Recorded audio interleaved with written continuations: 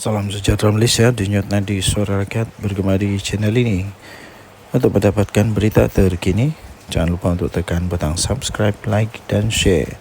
Malaysia kita punya, cintai Malaysia ku, kita jaga kita. Salam sejahtera Malaysia, denyut nadi suara rakyat bergema di channel ini.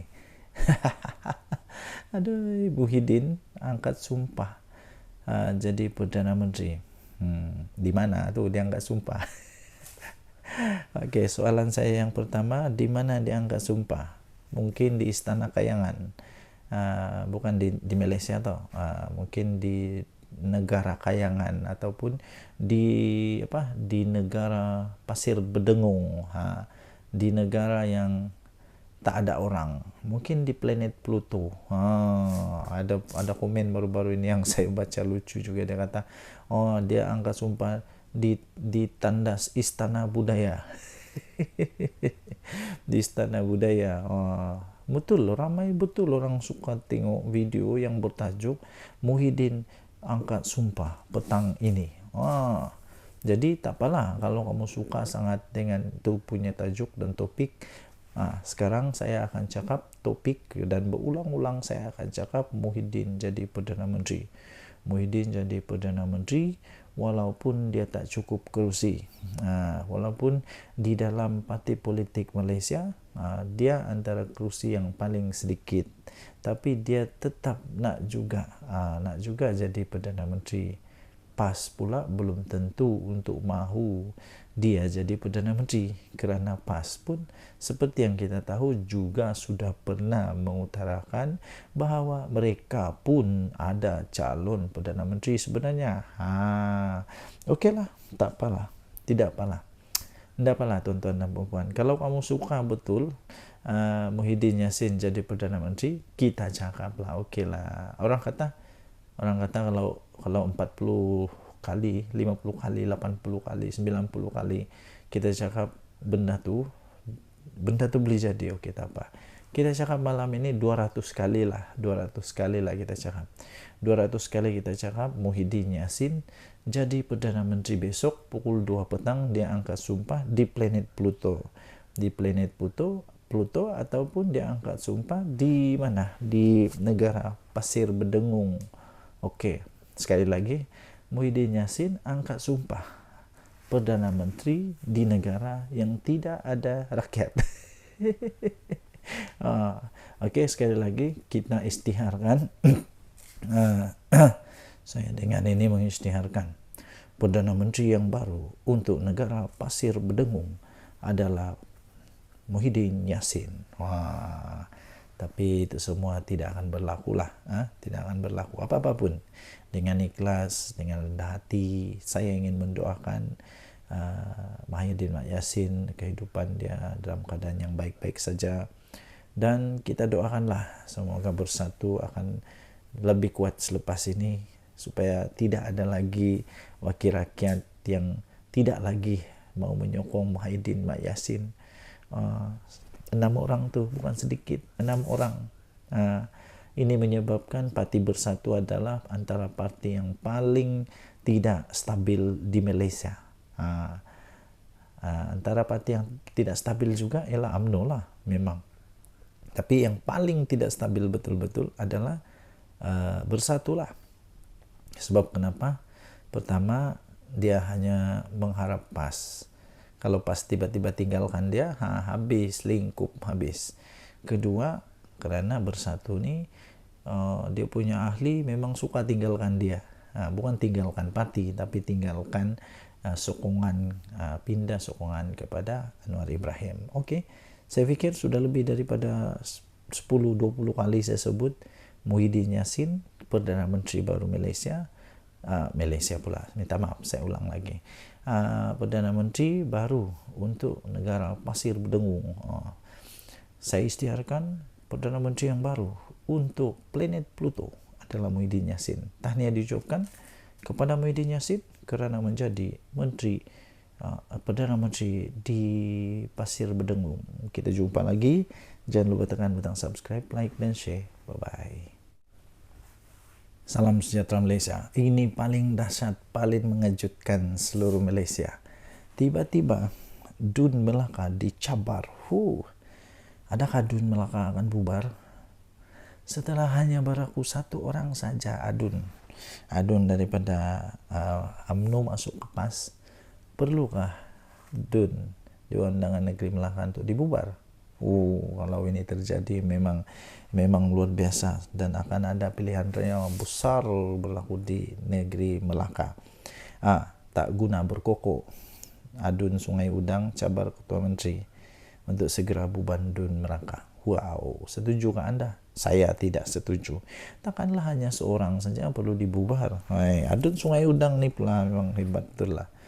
Adun Sungai Udang, Dr. Muhammad Alif Yusof mencabar Ketua Menteri Melaka Abdul Rauf Yusof untuk membubarkan Dewan Undangan Negeri Dun.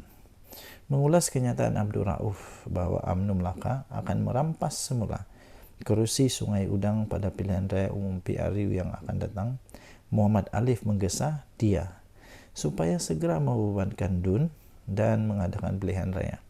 Saya cabar YB Tanjung Bidara ini, bubar Dun sekarang dan kita lawan. Bubar Dun Negeri Melaka dan kita lawan dalam pilihan raya, dia kata. Tak guna untuk berkokok begini, katanya kepada Malaysia kini. Sabar dulu, Dun Sungai Udang, sabar dulu. Jangan sampai kamu riak takabur. Ingat apa yang berlaku kepada UMNO yang terlalu yakin las kalah teruk. Jangan sampai nanti kalah teruk mau simpan di mana itu muka. Jadi terdahulu Abdul Rauf yang juga pengerusi perhubungan UMNO Melaka menyatakan kesungguhan parti itu untuk mendapatkan semula kerusi Sungai Udang pada pilihan raya akan datang. Dia menyorot kejayaan sebelum ini di 3 lagi kawasan di Dewan Parlimen Tangga Batu, iaitu Kelebang, Paya Rumput dan Pantai Kundor, walaupun tewas di Sungai Udang. Muhammad Alif memenangi kursi Sungai Udang dengan kelebihan hanya 530 undi saja menentang calon BN Muhammad Ali Muhammad. Aku ingatkan Dr. Muhammad Alif ni. Aku ingatkan Dr. Muhammad Alif ni banyaklah sangat dia punya majoriti. Rupanya majoriti dia 530 je pun. Tak kuat mana pun. Nak takabur pun tak payahlah lebih-lebih. Takkanlah satu saja pun sudah perlu untuk bubar. Kalau begitu susahlah. Mengulas lanjut, Muhammad Alif menyifatkan Abdul Rauf tidak faham realiti di Sungai Udang. Dia berkata ia boleh menjejaskan prospek UMNO, bukan saja di Sungai Udang tetapi juga di 3 kerusi lain. Apakah Tanjung Bidara ini tidak mempunyai perisik-perisik di kalangan rakyat, dia kata. Sentimen-sentimen di kalangan rakyat ini, apakah YB Tanjung Bidara ini tak baca dengan teliti, katanya. Bukan, kata Sungai Udang. Silap-silap 3 kerusi yang dipegang itu yang terlingkup termasuk Sungai Udang, katanya. Pada masa ini, BN memegang bilangan kerusi Dun terbesar di Melaka dengan 21 kerusi, diikuti oleh Pakatan Harapan dengan 5 kerusi dan PN dengan 2 kerusi. Temberang juga nih dengan 2 kerusi je pun. Tambah 1 baru 3. Ada 20 lagi kerusi UMNO. Nak suruh konon bubar Dun. Pada pilihan raya negeri, UMNO memenangi 18 daripada 20 kerusi yang dipertandingkan. Selain Sungai Udang, parti itu turut tewas di Bukit Katil kepada Amanah dengan majoriti 1057. At least banyaklah 1000. Bersatu bertanding 15 kursi dan memegang kedua-dua kursi PN, iaitu Sungai Udang dan Bemban. Denyut Nadi Suara Rakyat bergema di channel ini. Jangan lupa tekan butang subscribe, like dan share. Malaysia kita punya, cintai Malaysia aku. Kita jaga kita. Bye-bye. Salam sejahtera Malaysia. Denyut Nadi Suara Rakyat bergema di channel ini. Nampaknya Mahyadin Mak Yassin semakin risau, semakin takut kalau dia kalah di mahkamah kena saman fitnah dan sebagainya. Terbaru akhirnya Mahyadin Mak Yassin tampil dan memberikan pengakuan yang cukup hebat, bermakna. Hebat ini. Muhyiddin kata, saya tidak berniat memfitnah sesiapa. Tidak berniat. Orang tidak berniat ini adalah orang yang macam mana, tapi kalau sampai disebut berkali-kali tidak pasti berniat ke tidak. Tan Sri Mahyadin Mat Yassin menafikan telah membuat fitnah terhadap bekas Menteri Keuangan Lim Guan Eng ketika beliau mengeluarkan kenyataan media berhubung isu pembatalan percukaian, pengecualian cukai kepada Yayasan Al-Bukhari. Habis kalau kenyataan media pula tanpa niat, mungkin lah kan. Bekas Perdana Menteri itu berkata beliau hanyalah menjelaskan mengenai rakaman percakapan tambahannya yang diambil oleh Suruhanjaya Pencegahan Rasuah Malaysia pada 9 Mac tahun lalu membabitkan siasatan Jana Wibawa dan yayasan berkenaan. Sekarang dari risau. Terlajak perahu boleh diundur. Terlajak kata padan muka. Ahli Parlimen Paguh itu berkata, beliau hanyalah menjelaskan kedudukan dan apa yang berlaku pada dirinya, serta tidak mempunyai sebarang niat jahat. Malah kenyataan itu bukan ditujukan kepada Lim Guan Eng, habis ditujukan kepada siapa pula. Aduh, Muhyiddin berkata beliau menerima surat rayuan daripada Yayasan Al-Bukhari yang menyatakan bahawa pengecualian cukai tidak diiktiraf oleh lembaga hasil dalam negeri walaupun dibenarkan sebelum ini.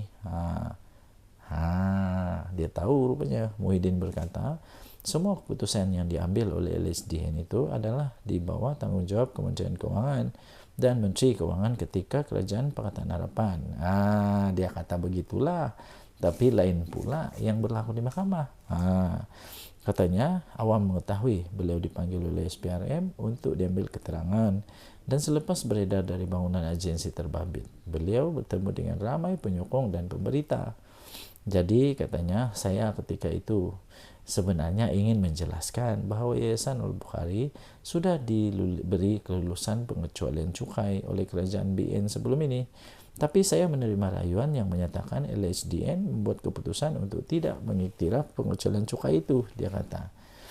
Jadi saya berpikir tiada keperluan untuk Yayasan Al-Bukhari membuat rayuan kepada saya. Ketika PN menjadi kerajaan, sekiranya pengecualian cukai masih diiktiraf oleh LHDN. Semakin pening kepala aku. Bagi anda yang memang champion, memang pandai untuk mentafsir kata-kata pening gini ni, anda boleh tinggalkan komen. Jadi saya pun makin pening. Sebenarnya saya pening juga dengan cerita ni. Jadi ini tentu berlaku ketika Pakatan Harapan. Dia kata ini lagi satu assumption.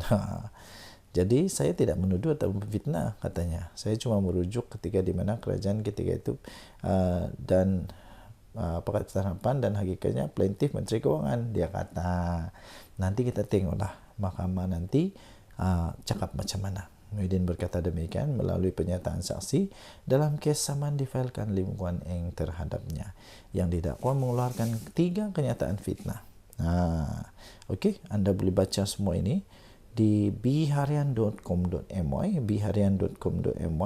16 Julai tahun 2024. 16 Julai 2024, saya tidak berniat fitnah sesiapa, kata Muhyiddin Yassin. Bye-bye. Salam sejahtera Malaysia. Denyut nadi suara rakyat bergema di channel ini. Kali ini betul-betul kantoi habislah Muhyiddin macam ini. Okey, tak apa. Kali ini betul-betul dia kantoi betul kali ini. Dia cuba untuk kasih orang lain yang seolah-olah buat kesalahan, tapi rupa-rupanya dia kantoi. Ini di mana disebut di mahkamah lagi ya, tuan-tuan dan puan-puan. Ini memang memalukan. Pengecualian cukai Yayasan Al-Bukhari sebenarnya dibatalkan ketika Muhyiddin jadi Perdana Menteri. Ketika Muhyiddin jadi Perdana Menteri, rupa-rupanya Mahkamah Tinggi di sini pada hari ini diberitahu bahawa sebenarnya isu untuk pembatalan pengecualian cukai kepada Yayasan Al-Bukhari yang dibuat semasa Tan Sri Mahyadin Mat Yassin memegang jawatan Perdana Menteri. Peguam Guok Ngek Siong yang mewakili bekas Menteri Keuangan iaitu Lim Guan Eng berkata merujuk kepada surat yang ditandatangani oleh pengerusi Yayasan Al-Bukhari yaitu Tan Sri Syed Mokhtar Al-Bukhari pada 5 Februari tahun 2021. Perkataan baru-baru ini dalam surat tersebut membawa maksud perkara pembatalan atau pembatalan status pengecualian cukai itu berlaku baru-baru ini. Sebelum defendant, yaitu Mahidin Mat Yassin, menyiarkan 3 kenyataan yang berunsur fitnah. Defendant tahu mengenai kandungan sebenar surat itu dikeluarkan Tan Sri Syed Mokhtar bertarik 5 Februari 2021. Guok berkata demikian dalam pernyataan pembukaan pada hari pertama. Perbicaraan kes saman difailkan Lim terhadap Mahidin Mat Yassin berhubung pembatalan pengecualian cukai ke atas Yayasan Al-Bukhari. Beliau berkata surat daripada Syed Mokhtar itu tidak langsung menyatakan bahawa plaintiff yaitu Lim Guan Eng atau Kerajaan Pakatan Harapan yang jatuh pada penghujung Februari tahun 2020 sebagai orang yang bertanggungjawab dengan pembatalan tersebut. Dalam mana-mana keadaan, tiada satu bukti atau dokumen pun yang boleh membuktikan plaintiff yang menyebabkan pengecualian cukai diberikan kepada Yayasan Al-Bukhari itu dibatalkan. Malah Perdana Menteri sendiri, Datuk Seri Anwar Ibrahim, ketika membuat kenyataan itu pada tahun 21 Mac tahun 2023 di Parlimen yang membongkar dan mendedahkan kenyataan fitnah defendant yang palsu.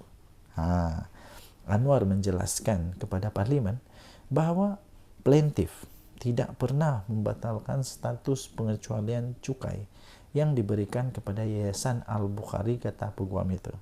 Sementara itu, Guok berkata keterangan yang akan diberikan di mahkamah dengan jelas akan menunjukkan bahawa pembelaan difailkan defendant semuanya penuh dengan pembohongan, tidak berasas, tidak disokong, dan pembelaan oleh Mahidin adalah pembelaan palsu. Oleh kerana defendant tahu atau sepatutnya mengetahui kandungan surat yang dikeluarkan oleh Tan Sri Syed Mokhtar dengan kepada defendant, satu-satunya penjelasan mengapa defendant terus mengeluarkan kenyataan fitnah secara terang-terangan dengan menyerang plaintiff adalah demi survival politik defendant. Ini penting bagi defendant kerana defendant ketika itu berhadapan kemungkinan akan didakwa di mahkamah. Lim Guan Eng dijadualkan untuk memberi keterangan di hadapan Pesuruhjaya Kehakiman Rosmawar Ruzain pada sesi sebelah petang. Pada 27 Mac yang lalu, 27 Mac tahun 2023 Lim memfailkan saman terhadap Mahidin Yassin kerana didakwa telah mengeluarkan 3 kenyataan berunsur fitnah di Facebook yang membabitkan Lim Guan Eng berhubung isu pengecualian cukai 9, 11 dan 12 Mac 2023. Laporan itu kemudian diterbitkan beberapa akhbar dan portal berita. Bekas Ketua Menteri Pulau Pinang itu juga mendakwa kenyataan fitnah itu juga bermaksud beliau menyalahgunakan kedudukan dan kuasanya dengan memberi kuasa atau mengarahkan lembaga hasil dalam negeri mengenakan cukai dan penalti ke atas yayasan kebajikan itu, sedangkan mereka tidak sepatutnya dikenakan cukai. Denyut nadi suara rakyat bergema di channel ini. Jangan lupa tekan butang subscribe, like, dan share. Adakah kita akan melihat sekali lagi Mahidin Mat Yassin kena di mahkamah? Kita tengok secara. Tinggalkan komen. Bye-bye. Salam sejahtera Malaysia. Denyut nadi suara rakyat bergema di channel ini. Tuan-tuan dan puan-puan yang dihormati sekalian. Berita terkini yang mengejutkan seluruh Malaysia. Pastinya ada seorang adun, bekas adun daripada UMNO, kini memang sudah mengubah haluan, menukar haluan kepada PAS. Tahniahlah kepada PAS. Adakah ini menunjukkan, menandakan bahawa betul, adakah ini betul kabar angin bahawa menyatakan bahawa akan ada lagi daripada UMNO yang akan keluar daripada sokongan kepada Zahid Hamidi dan menyertai Perikatan Nasional?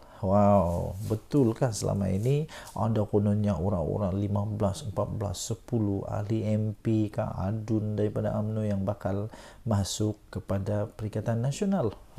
Terbaru. jalani Kamis, sah jadi ahli PAS. No, ahli Dewan Undangan Negeri Adun Rembia Muhammad Jalani Kamis sah menjadi ahli PAS. Penyertaan bekas wakil rakyat UMNO itu telah diumumkan sendiri, oleh Setiausaha Agung PAS Datuk Seri Taqiyuddin Hasan di Parlimen pada hari ini. Kemudian Taqiyuddin berkata, keputusan Jalani untuk memasuki PAS tidak akan menjejaskan kedudukan Adun Terbabit kerana Dewan Undangan Negeri Melaka belum lagi menguatkuasakan undang-undang anti lompat parti. Adakah ini akan menunjukkan bahawa Melaka tidak lama lagi akan lebih ramai lagi Adun daripada UMNO masuk ke PAS? Adakah 10 orang, 7 orang atau berurang-urang Adun daripada UMNO yang bakal lompat kepada PAS? Kita tunggu sajalah. Sejak pilihan raya umum ke-15 PRU 15 2022, ketaatan dan kesetiaan Jalani terhadap UMNO dan BN terus dipersoalkan. Betul-betul sekarang dia pindah ke PAS.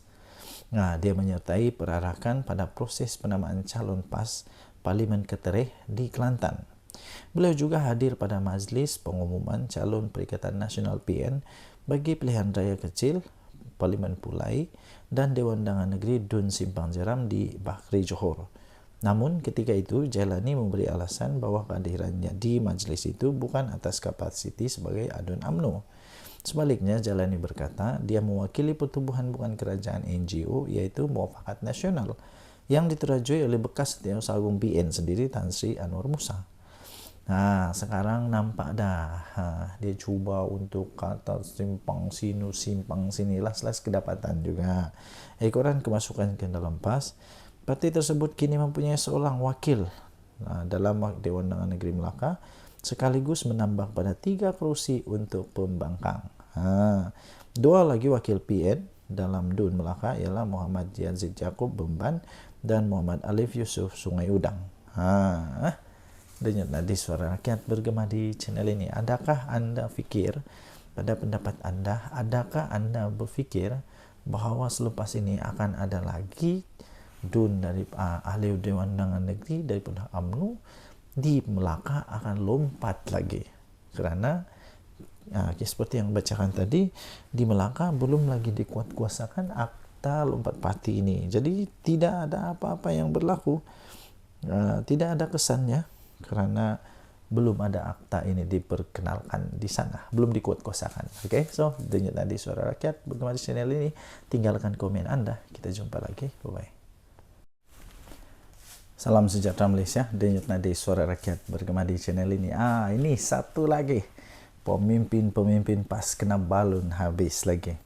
Ini berkenaan dengan satu poster yang sampai di label oleh netizen sebagai poster ucapan tahniah dari PAS Selangor ini kepada Red Giant lebih sudu daripada kuah.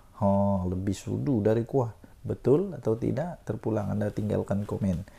Poster ucapan tahniah PAS Selangor kepada pasukan Selangor Red Giant SRG menimbulkan rasa kurang senang dalam kalangan pengguna media sosial. Poster ucapan tahniah itu terpampang wajah pemain dengan menggunakan warna monokrom yang dipudarkan. Warnanya dipudarkan, monokrom. Itu namanya warna monokrom tu.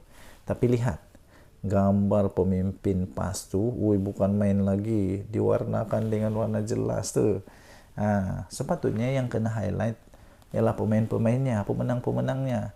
Bukan yang di highlight itu pemimpin PAS. Mungkin itu.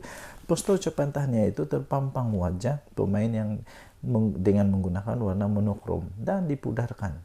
Sepatutnya itu yang ditonjolkan. Manakala 3 wajah 3 pemimpin PAS negeri yang dilabel lebih sudu daripada kuah itu diletakkan di bahagian bawah dengan warna paling jelas dan terang. Apa benda aja nih? Aduh. Jadi suara kurang senang itu kemudian dia diluahkan oleh segelintir penyokong SRG yang berpendapat wajah pemenang yang sepatutnya perlu lebih menonjol, betul, dan bukan dipudarkan. Nah, ada antara pengguna kemudian membandingkan dengan beberapa poster tahniah yang lebih gempak. Betul, saya ada nampak banyak tau, lebih gempak yang ditunjukkan pemain, bukan pemimpin politik. Aduh. Nah, ada di antara mereka yang membandingkan dengan beberapa poster tahniah yang lebih gempak. Antara poster dari Menteri Besar Terengganu sendiri, Datuk Seri Dr. Ahmad Samsuri Mukhtar, yang dipuji kerana meletakkan wajah pemain sebagai highlight utama. Sebagai highlight utama. Ini contoh dia. Itu barulah patu. Sementara itu ada yang berkampan isu poster terbabit tidak perlu dibesarkan kerana ia sekadar poster ucapan tahniah. Namun ramai yang lebih beranggapan poster itu lebih kepada mahu tumpang glamour. Poster lebih mau tumpang glamour. Jadi ramai yang beranggapan poster seperti itu lebih kepada mau tumpang glamour. Mungkin mereka kata dia lebih tumpang glamour kerana yang di highlight bukan pemenangnya. Lagipun kalau saya tengok ucapan tahniah daripada Menteri Besar Terengganu, muka tak ada tau, tak ada pun muka dia. Tapi yang ini memang muka dia yang paling jelas, berwarna penuh lagi. Seolah-olah patutlah ramai peminat kepada SRJ ini kata mereka mau tumpang glamour saja. Okey, so apa pendapat anda? Anda boleh tinggalkan komen. Denyut Nadi Suara Rakyat bergema di channel ini. Jangan lupa untuk tekan butang subscribe, like dan share. Malaysia kita punya, cintai Malaysia aku, kita jaga kita. Bye-bye. Salam sejahtera Malaysia. Denyut Nadi Suara Rakyat bergema di channel ini. Tuan-tuan dan puan yang dihormati sekalian. Kita tahu sekarang ni ada satulah gerakan disebut sebagai gelombang selamatkan Malaysia. Pertama sekali saya fikir juga, apa sebenarnya yang mau diselamatkan oleh mereka ini? Diselamatkan daripada apa? Dan siapa yang perlu diselamatkan? Siapa yang perlu diselamatkan? Rakyat okey saja. Rakyat okey saja. Tapi yang perlu diselamatkan siapa? Mungkin itu sebabnya timbullah netizen di laman maya yang mempersoalkan sehingga memperolok-olok karena mocking ni dipermainkan pula gelombang ini. Sampai yang syoknya ni ada dia punya dia punya poster dia bilang gelombang selamatkan anak menantu. Gelombang selamatkan Malaysia diadakan malam kemarin oleh pembangkang tidak mendapat sambutan memberangsangkan dari orang luar. Hantaran Facebook berupa poster yang diwar-warkan oleh Ketua Pemuda PN Ahmad Fadli Syari mengenai program itu hanya mengundang kecaman pengguna media sosial. Mereka mengumpamakan program itu sebagai gelombang selamatkan anak menantu. Aduh, siapalah yang terasa pedas ni. Program gelombang selamatkan anak menantu. Ia rentetan daripada kes menantu kepada beberapa pemimpin tertinggi Perikatan Nasional yang terpalit dengan kontroversi penyelewengan. Beberapa foto program yang berlangsung di sebuah dewan beredar di media sosial. Penyokong mengatakan program itu full house, dihadiri orang ramai sehingga memenuhi dewan. Namun melihat jumlah kehadiran yang dikatakan sekitar 200 orang sahaja, ramainya 200 orang, netizen mengatakan ia seperti perjumpaan ahli-ahli PAS saja. Ahli-ahli PAS saja, mana yang lainnya? Takkan gelombang selamatkan Malaysia dihadiri 200 orang dan ahli PAS saja. Macam mana tu? Ini satu antaran ni full house gelombang selamatkan Malaysia, dia kata. Tapi bila dilihat hanya lebih kurang 200 orang dan semuanya macam ahli PAS saja. Menurut laporan inilah. Ketika ini, peranan pembangkang yang mahu selamatkan Malaysia pula dipersoalkan kerana kumpulan itu lebih banyak meninggalkan sidang parlimen ketika isu-isu besar berlaku. Mereka tidak pula berbahas dengan baik. Malah ketua pembangkang sering dilabel lemau kerana tidak berani berhadapan dengan Perdana Menteri. Sewaktu sesi pertanyaan Perdana Menteri. Seorang penyokong tegar BN pula berkata ceramah kemarin langsung tidak menyentuh tentang usaha menyelamatkan Malaysia, tetapi banyak menyerang UMNO. Komen dia, aku tengok ceramah himpunan gelombang selamatkan Malaysia semalam bukan pasal nak selamatkan Malaysia pun, dia kata. Semua berceramah dok mengatakan UMNO saja. Semua cerita terkini dalam UMNO depa dok jajah malam tadi, katanya. Obses betul dengan depa dengan UMNO ni. Crowd hadirin pun tak ramai, sedih. Ciap individu bernama Tun Carlos. Tun Carlos ni saya selalu tengok juga. Okey, anda boleh lihat laporan ini di harapandaily.com. Gelombang selamatkan Malaysia dipermainkan oleh netizen. Kita jumpa lagi. Bye-bye. Ini betul tepat sekali. Sebelum tu, terima kasih kerana terus bersama dalam channel ini. Bagi anda yang pertama kali, sila tekan butang subscribe, like dan share. Okey. Apa tu? Ada pernah peribahasa cikgu saya dulu ajar. Mengajar etik berenang pertama. Kedua, seperti ketam mengajar ketam yang lain berjalan lurus. Dan paling teruk sebenarnya ialah ada satu istilah cermin rosak. Cermin rosak ni begini. Dia cuba nasihatkan orang lain tapi dia itu lebih teruk. Ada lagi satu. Dia suka sangat menyibuk tentang orang lain. Dia boleh nampak selumbar dekat mata orang lain tapi kayu balak di mata sendiri dia tak sedar tau. Malu tak pastilah. Saya pun tidak pasti. Inilah yang mungkin terjadi kepada Wan Faisal. Wan Faisal yang cuba sembang. Sembang konon nak jadikan KLIA world class. Siap bagi nasihat, tunjuk buku lah, buku ni Sim Kibon ni, dia tunjuk ni KLA supaya KLIA jadi world class.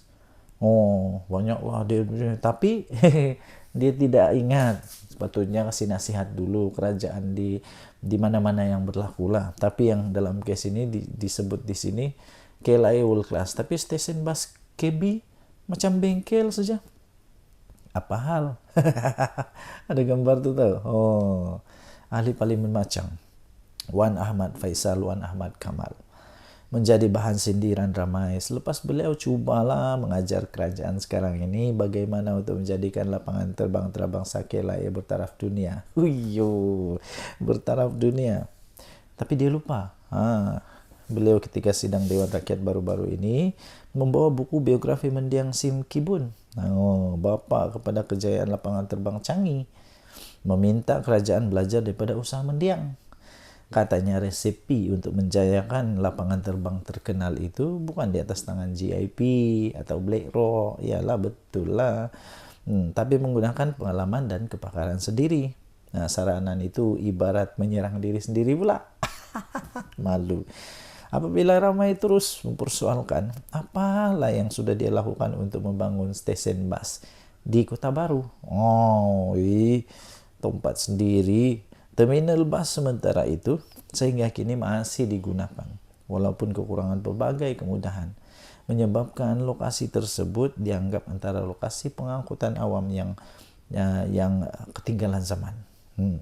Atas sebab itu atas sebab itu ramailah menyarankan agar Wan Faisal ni menaik taraf dulu, kasih naik taraf dulu stesen bas KB sebelum berani untuk mengajar kerajaan naik taraf KLIA. Lama. Antara komen yang siok saya baca ni. Sebelum Wan Faisal nak cuba ajar, hendak jadikan KLIA world class, apa kata kau usahakan dulu stesen bas Kota Baru supaya ada rupa bas stesen bas. Kemudian baru cerita teori kau di parlimen. Kemudian ada lagi orang bincang masalah MAHB, dia bincang masalah stesen bas. Aduh. Ia kemudian dibalas pula semula oleh pengguna X. Ya, tersebut dengan ringkasan paling mudah untuk difahami. Wan Faisal ceritanya macam ini. Kalau stesen bus yang mudah macam ini pun kamu tak reti nak urus, bagaimana kami nak percaya kamu boleh uruskan airport pula? Oh, betul, betul.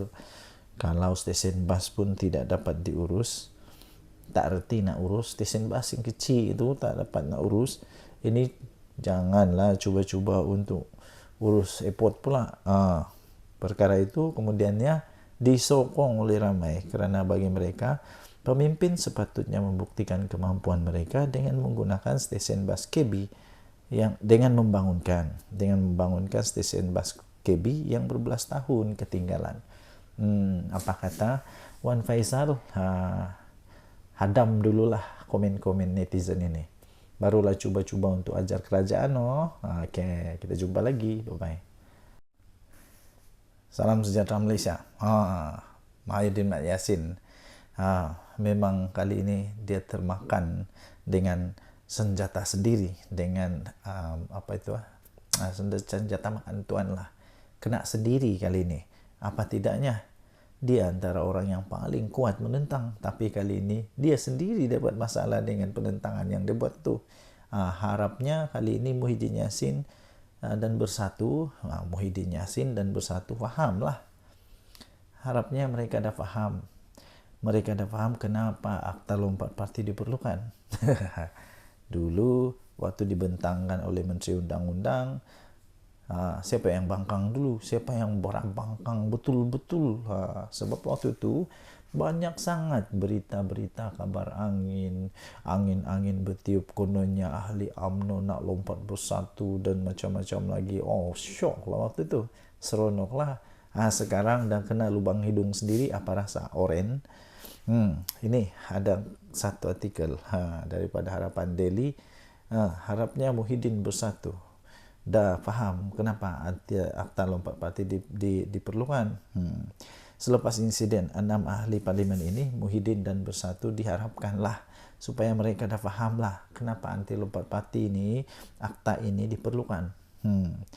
Baguslah ahli-ahli parlimen PN dan Bersatu dah mula berhujah di parlimen bencana akibat budaya ini. Kelompangan yang wujud dalam akta itu hasil daripada cadangan Muhyiddin sendiri. Muhyiddin Yassin dulu sendiri cadangan. Eloklah ditutup semula, dipindah dan diperkemas. Kerajaan Madani pula bersetuju untuk melakukannya. Tak ada masalah. Tak perlu lagi diungkit apa yang berlaku sebelum akta ini digubal. Lupakanlah sejarah silam yang semua pasti ada kisahnya. Semua parti mesti ada kisah-kisah sejarah silam. Lupakanlah. Akta Lompat Parti 2022 sebenarnya telah pun memulakan lembaran baru untuk kestabilan politik Malaysia yang kita perlukan untuk tingkatkan daya saing negara. Cukuplah insiden seperti langkah Sheraton dan Tebu Atap yang menjahanamkan ekonomi negara dan sebabkan kebencian mendalam rakyat terhadap ahli politik. Berpolitik menukar kerajaan buat 5 tahun sekali, sudahlah, cukuplah. Berpuluh-puluh juta ringgit wang negara yang nak dibelanja untuk 6 PRK ini boleh dialihkan untuk bantu rakyat. 6 PRK yang nak dicetuskan ini hanya memenuhi ego pemimpin-pemimpin politik dan bukan isi kekosongan akibat daripada kematian wakil rakyat. Ini lebih pada sabotaj ekonomi dengan mengganggu kestabilan politik negara pada waktu pelabur mencurah-curah masuk ketika ini, apatah lagi rating kita dah semakin naik. Kata ringkas tapi betul cukup bermakna. Saya setuju nih. Cukuplah, sudahlah. Harapnya selepas ni Muhyiddin Yassin dan Bersatu fahamlah. Hidup ini macam roda. Kadang-kadang kau di atas, kau tidak mau yakin sangat. Nanti bila sudah masanya, bila sendiri terkena, macam-macam lah. Lepas tu cerita lain, buat lain cerita lain. Bila terangkan kepada orang lain, lain ceritanya. Seolah-olah semua salah orang.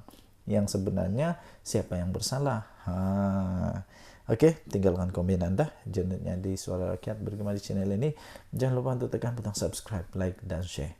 Malaysia kita punya, cintai Malaysiaku, kita jaga kita. Mari kita jaga sama-sama negara kita supaya aman, damai, harmoni, dan terus diberkati oleh Tuhan. Kita jumpa lagi. Bye-bye. Salam sejahtera Malaysia, denyut nadi suara rakyat bergema di channel ini. Nampaknya video-video saya yang saya beri tajuk Muhyiddin,